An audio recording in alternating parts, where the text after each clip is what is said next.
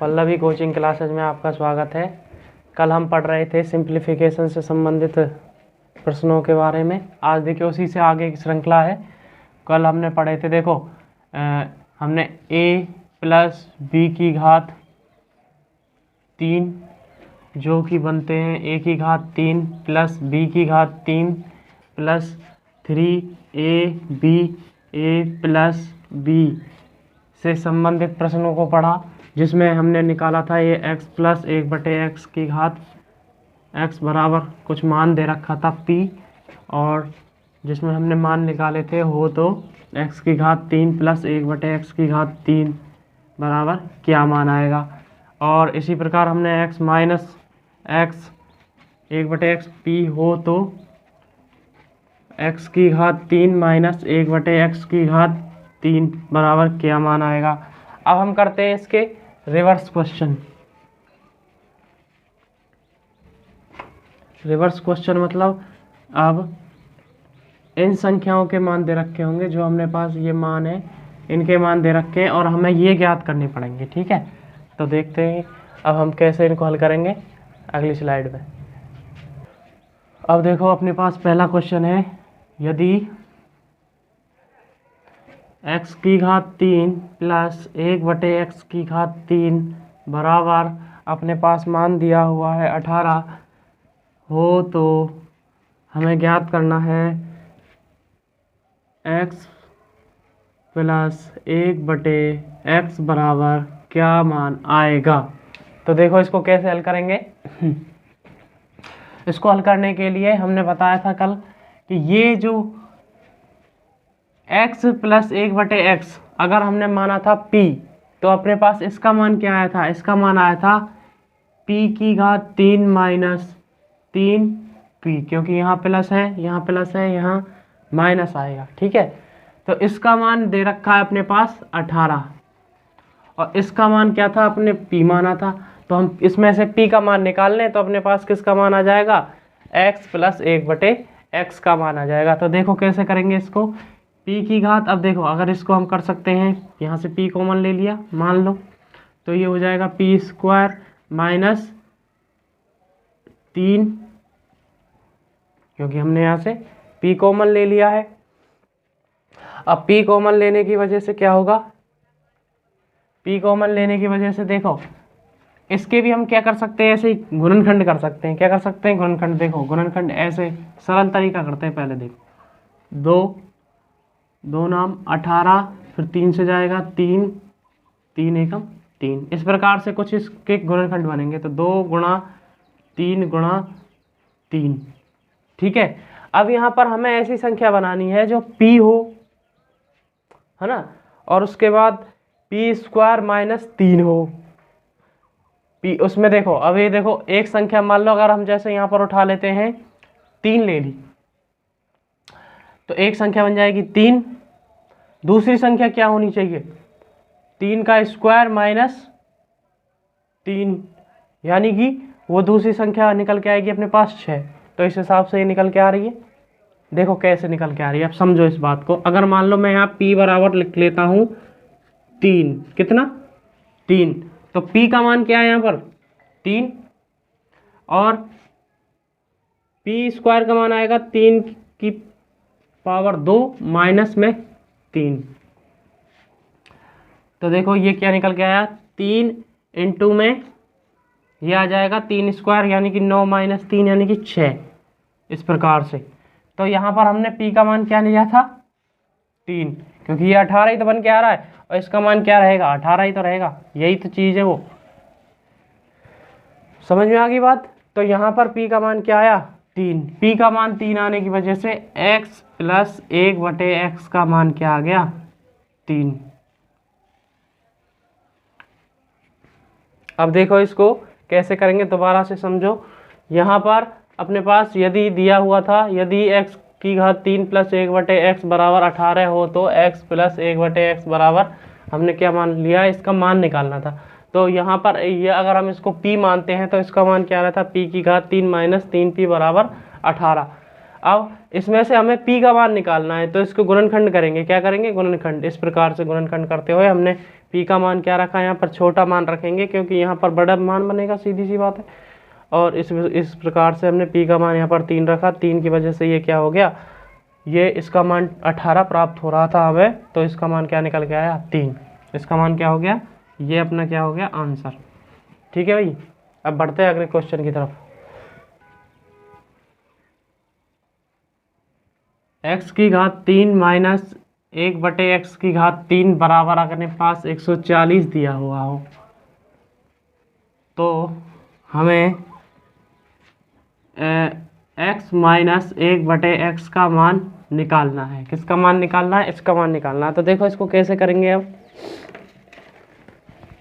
इसको करने के लिए सबसे पहले हमने अभी थोड़ी देर पहले किया था कि अगर इसका मान p है, क्या है इसका मान p, तो इसका मान क्या प्राप्त हुआ था, p की घात 3। अब यह माइनस है तो इधर क्या आ जाएगा प्लस, सही है। और इसका मान क्या दे रखा है अपने 140।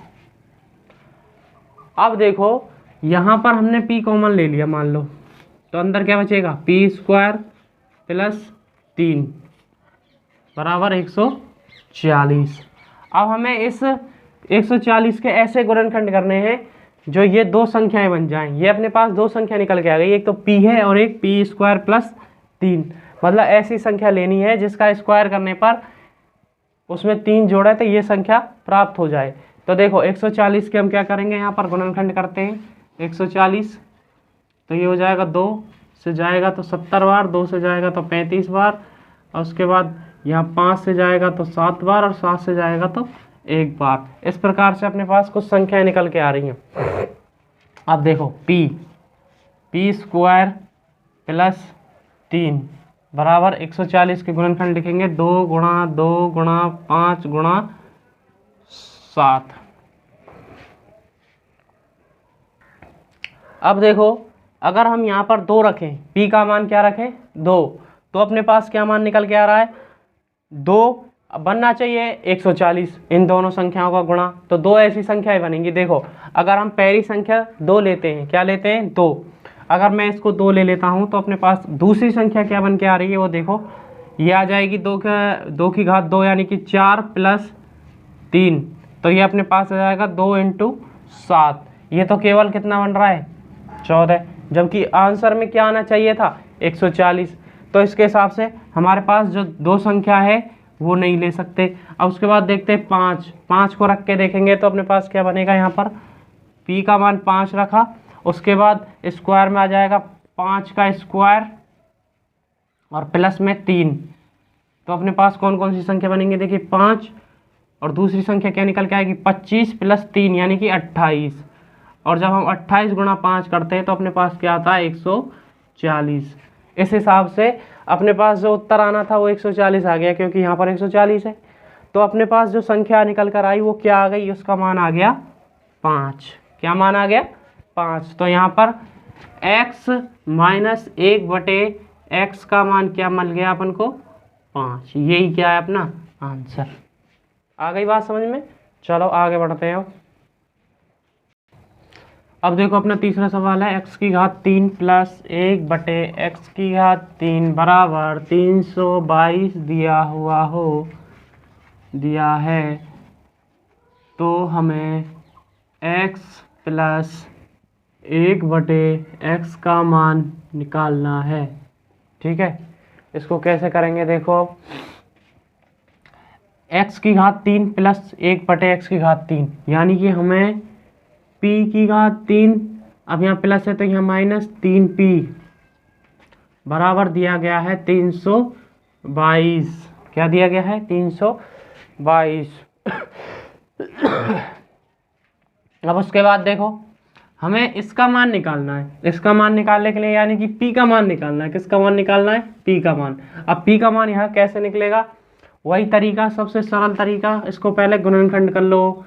गुणनखंड करने के लिए सबसे पहले 2 का भाग लगाते हैं और तो अपने पास हो जाता है 161। उसके बाद 7 का लगाएंगे, इसमें 7 का जाएगा सीधा सीधा, उसके बाद 23 और इसके साथ 23, तो अपने पास सीधा सीधा क्या आ गया, इसका गुणनखंड आ गया साहब 2 गुणा 7 गुणा 23।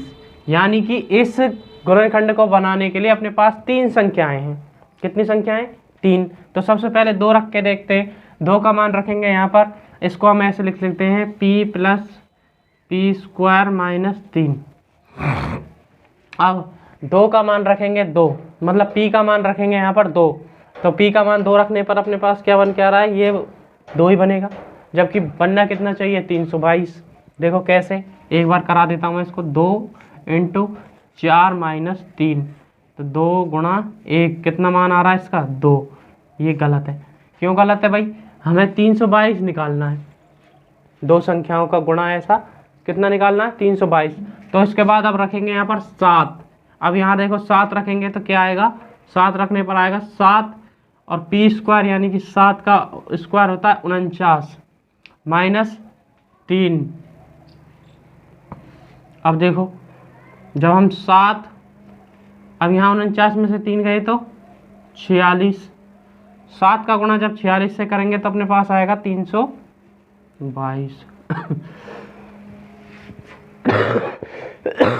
ये आ गया अपने पास 322। अब 322 आ गया तो इसका मतलब क्या है कि अपने पास p का मान क्या आ गया यहाँ पर 7। p का मान क्या आ गया 7 आंसर। और इसको करने में अपन को ज़्यादा से ज़्यादा पेपर में 30 सेकंड लगेंगे इस सवाल को पूरे को हल करने में, क्योंकि केवल ये इसका अगर अपन ने गुणनखंड बना लिया इस प्रकार से तो इसको हल करने में कुछ भी नहीं है। बस 2 संख्याएं हमें ऐसी छांटनी होती है उस गुणनखंड में से ही। जैसे यहाँ 2 गुणा 7 गुणा 23 था, तो 3 ही तो संख्याएं, इन तीनों को ही तो रखना होता है। उसमें से 2 तो सरल सी है, उसके बाद 2 ही बचती। उनको आराम से रख के देख लेते हैं कि इसका मान क्या निकल के आ रहा है। अगर 322 जैसे यहाँ पर जो संख्या प्राप्त है वही संख्या हमारे मान रखने पर प्राप्त हो जाती है, तो इसका मतलब हमारा आंसर सही है। ठीक है, इस प्रकार से हम सभी सवालों को हल कर लेंगे। आज की क्लास इतना ही। पल्लवी कोचिंग क्लासेस लेने के लिए आपका धन्यवाद। हमारे चैनल को लाइक शेयर एंड सब्सक्राइब करें। धन्यवाद।